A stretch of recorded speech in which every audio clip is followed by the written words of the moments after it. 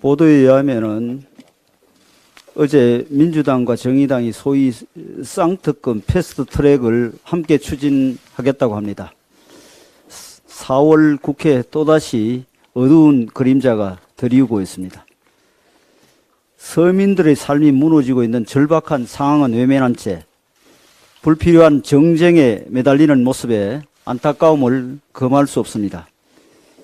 이미 전세 사기 피해자 3분이 극단적 선택을 하셨고 전국 곳곳에서 유사한 사건이 계속 이어지고 있습니다.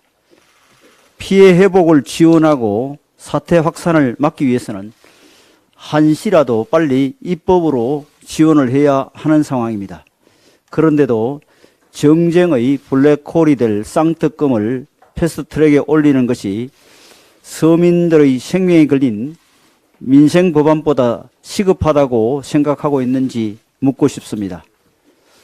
또한 많은 국민들께서 민주당의 이런 행보에 대해 당대표 수사와 민주당 전당대회 돈봉투 사건을 듣기 위한 방탄용 특검 추진이 아니냐는 의문을 제기하고 있습니다. 약자를 위한다는 정의당마저 벼랑 끝의 서민들을 외면하고 민주당의 방탄용 정쟁 유발에 동참한다면 국민들께서는 이를 용납하시지 않을 것임을 명심하시기 바랍니다. 다음 주 대통령께서 미국 국빈 방문을 앞둔 상황에서 민주당의 외교 자해가 도를 넘고 있습니다. 민간인 학살 등 국제사회가 용납할 수 없는 상황에 대해 대통령께서 원론적 입장을 밝히신 것을 두고 민주당은 기자회견까지 열어 비난에 나섰습니다. 중국이 무리하게 우리 대통령을 비난하고 있는데도 민주당은 마치 중국 입장에 동조하는 듯한 발언들을 쏟아내고 있습니다. 이번 대통령의 방미는 한미동맹 70주년을 맞아 그 어느 때보다 의미가 클 뿐만 아니라 양국이 함께 풀어가야 할 미래 과제도 많다고 생각합니다. 포스트 코로나 시대에 글로벌 경제의 주도권 경쟁이 심화되고 있고 북한의 도발과 위협으로 인한 안보 불안도 커지고 있습니다. 70년 동안 자유와 번영의 동반자였던 한미 양국이 경제, 외교 등 제반 분야의 동맹을 업그레이드해서 급변하는 정세에 대처해야 할 때입니다. 국익과 국민을 생각하는 공당이라면 이러한 정부의 외교 노력을 지원하고 힘을 보태는 것이 마땅합니다.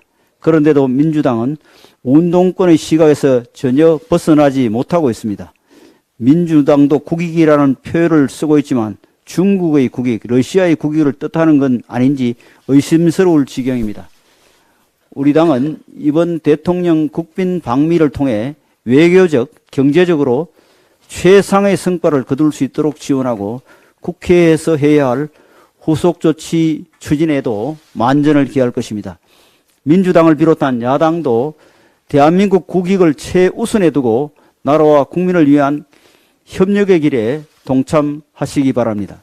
네, 한미동맹 70주년을 맞아 뉴욕 타임스퀘어 광고 전광판에 6.25 영웅들의 영상이 나오고 있습니다. 5년 전 전직 대통령의 사진이 내걸린 것과 대조됩니다. 그때 일부 지지 세력들이 우상처럼 떠받은 그 대통령은 무리한 탈원전으로 한전에 26조 손실을 5년간 떠안겼다는 국회 입법조사처 보고서가 나왔습니다. 이것은 이제 잊혀질 일도 아니라고 생각합니다. 한가하게 책방에 앉아서 담소 나눌 일도 아니라고 생각합니다. 그 손실 국민 세금으로 막아야 합니다. 국민에게 석고대죄해야 할 일입니다. 현대판 음서제인 고용시혜습과 관련해서 한 말씀 드리겠습니다. 노동부가 고용시혜습 조항을 유지한 기아차와 노조에 대해 입건한 것은 우리 곳곳에 남아있는 시혜습 고용을 뿌리뽑겠다는 의지의 표현이라 생각합니다. 기아차 노사는 조합원 자녀에 대해 우선 채용한다는 단체 협약을 가지고 있습니다. 이는 젊은 세대들의 취업 기회를 빼앗는 현대판 음서제와 다름없는 특권과 반칙의 전형입니다. 말로만 평등을 또 노동자의 권리를 주장하면서 이면에서는 이렇듯 부도덕하고 잘못된 특권을 행사해 온 것입니다. 문재인 정부 시절 지난 5년 동안 기회는 평등하고 과정은 공정하며 결과는 정의로울 것이라고 외쳤지만 특권 노조의 특권 챙기기는 조금도 근절시키지 못했습니다. 이래서야 대한민국을 평등하고 공정하고 정의롭게 만들 수 있겠습니까? 국가를 위해 헌신하는 젊은이들의 군 가산점 제도마저 폐지된 마당에 아무런 희생과 헌신 없이 오로지 부모와 가족의 기대 혜택을 받아온 것은 우리 청년들에게 좌절감을 안겨주는 행태일 것입니다. 아직도 우리 사회 곳곳에 병폐와도 같이 남아있는 악습이 얼마나 어디에 있는지 모를 일입니다. 국민들이 젊은이들이 잘못된 특권으로 상실감을 가지는 일이 없도록 법적, 제도적 장치를 다 하도록 나서 주셔야 되겠습니다. 우리 국회도 안주하지 않고 이 제도적 뒷받침을 하는데 앞장서겠습니다. 중국 정부의 오만한 태도에 대해서 지적하고 가겠습니다. 윤석열 대통령께서 인터뷰에 힘에 의한 대만 해협 현상 변경을 반대한다는 지극히 상식적이고 보편적인 발언을 한 것을 두고 중국이 타인의 말참견을 허용할 수 없다고 과민한 반응을 보이는 것에 매우 강한 유감을 표합니다. 한 국가의 대통령을 향해 말참견으로 표현한 것은 금도를 넘어선 발언이며 매우 무례한 행태입니다. 힘의 논리로 해결하는 것에 한다는 지극히 상식적이고 당연한 말에 대해 신경 쓰지 말라는 식의 태도를 보이는 것은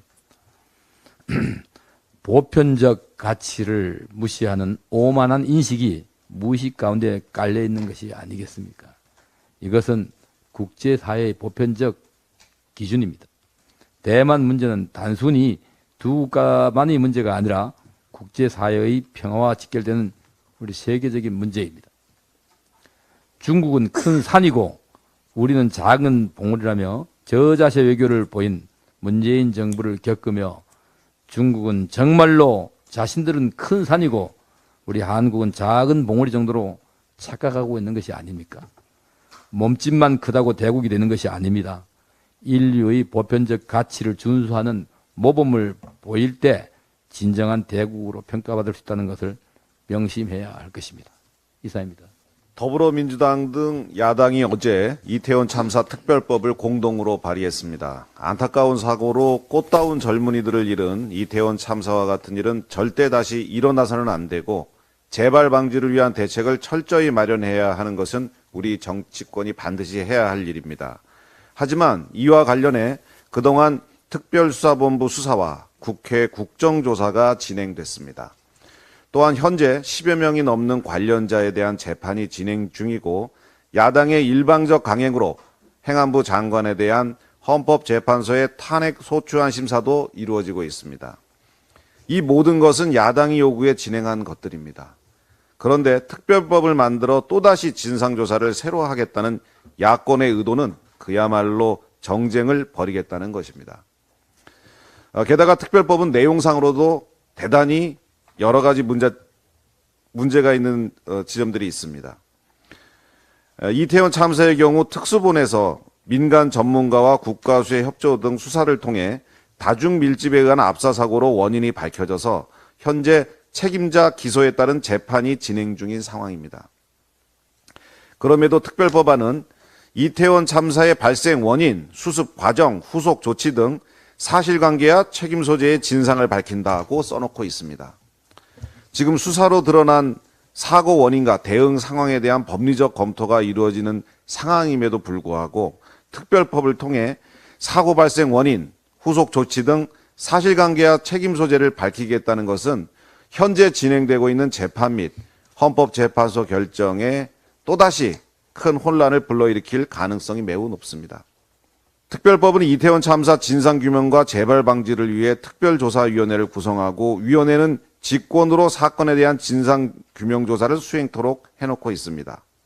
이 과정에서 동행 명령과 자료 제출을 요구할 수 있고 불응 시 1년 이하의 징역 또는 1천만 원 이하의 벌금에 처하도록 하고 있습니다.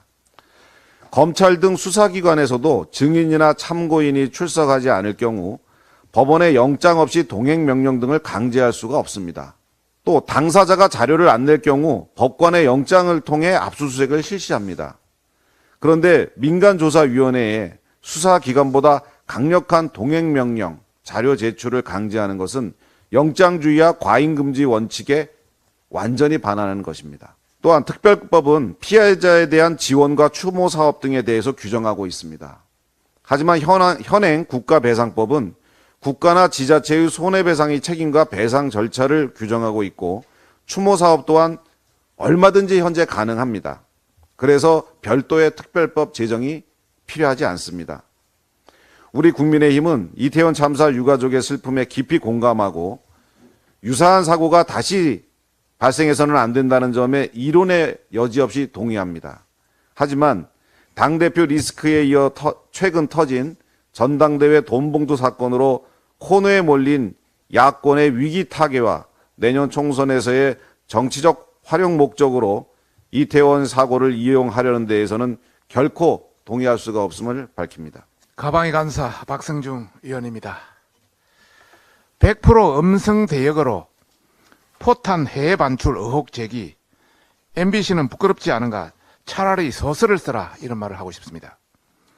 노영방송 MBC가 이번에는 우크라이나 포탄 해외 반출이라는 정권 비판 프레임을 만들기 위해서 2분 8초짜리 보도 대부분을 음성 대역으로 채우는 엉터리 방송을 자행했습니다. 18일 MBC 뉴스데스크 방송을 보면은 155mm 포탄 수십만 발 해외로 반출됐나, 기사 내용에 추정이라는 단어만 3차례, 정황이라는 단어 1차례, 추정이 가능하다, 이었다고 말한다, 보이지 않았다고 한다, 해외로 반출됐을 것으로 추정한다는 등의 팩트는 모두 추정에 그치는 왜곡 보도를 자행했다는 것을 잘 알 수 있습니다. MBC는 항상 이런 식입니다. 불확실한 정보를 가지고 편향적 사고를 통해서 진실을 왜곡 보도하는, 왜곡 보도를 자행해도 뻔뻔하게 자기 정당화하는 편협한 조직입니다. 특히 한미관계를 심각하게 훼손한 자막 조작 보도에 대한 반성은커녕 사과 한마디도 없었고, 지금까지도 MBC의 노골적인 방송 조작은 끊이질 않고 있습니다. 자막 조작, 강우병 선동, 신라젠 오보 사건 등 우리 사회에 해악을 끼치는 가짜뉴스 생산 공장 MBC를 언제까지 두고 봐야 할 것입니까? MBC와 민노총은 가짜뉴스를 보도해서 1조 원을 배상하게 된 폭스뉴스 사례를 뼈아프게 기억해야 할 것입니다. MBC와 민노총 언론노조에 강력히 경고합니다. 조작 왜곡 방송은 우리 사회에 해악을 끼치는 도구로 국민들에게 한치의 도움이 되지 않는다는 것을 명심해야 할 것입니다. 박성재 시즌2 안영준 사장과 거의 일당들에게 경고합니다. 지금 MBC는 공영방송이 아닙니다. 방송도 아닙니다. 일개 유튜브보다 못합니다. MBC 제어가 방통위는 심각하게 고민해야 할 수준입니다. 당장 자막 조작뿐만 아니라 신라젠 오보 사건, 음성 대역 편파 보도, KT 사장 후보 대형 오보 등의 조작 보도를 자행한 모든 관련자에 대한 합당한 징계를 내려야 할 것으로 봅니다. 그렇지 않으면 MBC는 자업자득이 될 것이라고 강력히 경고합니다. 민주당이 오는 27일 본회의에서 50억 클럽 특검법과 김건희 여사 특검법에 대한 패스트트랙 지정을 당론으로 추진하기로 결정했다며 민생은 내팽개치고 또다시 국회를 혼란의 도가니로 몰아가고 있습니다. 앞서 우리 국민의힘은 민주당의 4월 18일 법안심사 제1소위 개최를 제의하면서 심사법안에 대한 협의를 요청했지만은 민주당은 국민의힘의 제안을 무시한 채 일소위를 단독 개의하였고 4월 11일에는 민주당 위원만이 참석한 일소위에서 의결까지 감행했습니다. 민주당이 의결한 특검법안에 따르면 특검은 50억 클럽뿐만 아니라 대장동 사건 전체에 대한 수사도 가능합니다. 민주당은 대체 무엇을 위해 내용적, 절차적 문제가 있음을 알면서도 이토록 무도한 시도를 자행하고 있는 것입니까? 뿐만 아니라 사회적 갈등을 해소하겠다는 명분으로 간호법안과 의료법 등 본회의에 직회부시킨 법안들도 27일 원안대로 가결하겠다며 얼음장을 놓고 있습니다. 직역 간의 마찰에 불씨를 지펴 사회적 갈등을 고조시키고 있는 게 도대체 누구입니까? 하다못해 이제는 당대표 사법 리스크와 전당대회 돈봉투 살포 등을 듣기 위해 국민을 희생양으로 삼으려는 것은 아닙니까? 민주당의 만행은 끝이 없습니다. 방송상법, 노란봉투법, 이태원 참사 특별법에 이어 대통령의 대법원장 임명권을 박탈하겠다는 법원조직법 등 위헌적 소지의 법안들도 서슴없이 발의하고 밀어붙이려 하고 있습니다. 이성과 판단력을 상실한 민주당이 27일 또다시 민의를 저버리는 오만한 행태를 강행할 경우 반드시 국민들로부터 준엄한 심판을 받게 될 것임을 경고하는 바입니다. 이상입니다.